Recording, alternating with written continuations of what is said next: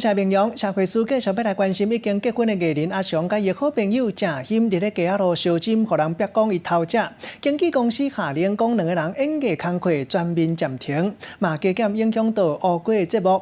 乌龟伊讲，兼两个主持人，节目上较重要也是爱有观众。伊讲阿翔开记者会时，伊拄好伫咧病院健康检查，唔知影到底什么情形。再一次的跟我的老婆、小孩。 说声对不起。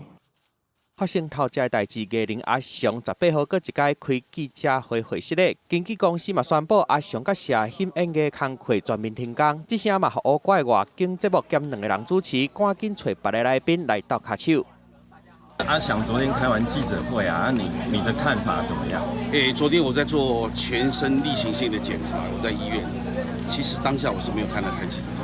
小金的相片拍出来，迄天乌瓜出来挺阿翔，陪伊调开记者会，结果煞互人批评。这回乌瓜表情真严肃，搁一届访问到这个议题，回答嘛变甲更加犀利。谢欣这部分跟阿翔这部分，这个结果两极化。谢谢大家。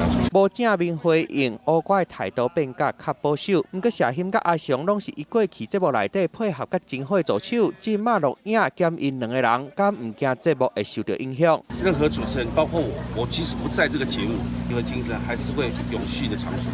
所以最重要的是观众支不支持我。那到底是什么原因让一个人做这种粉身碎骨的决定？比如说我们站在悬崖看见大海，哇，海好漂亮。那我们正常人就是欣赏而已，他怎么选择要跳下去死？这是我没有想到的事情，这也不是我认识的他。艺人王小伟嘛讲，代志逼出来了后，就接到好朋友谢欣的电话，伊哭甲足凄惨的，唔甘改这边，嘛希望外界搁互因一寡空间。阿翔甲谢欣的友情达到道德的底线，若家己的工课和节目嘛受到影响。记者综合报道。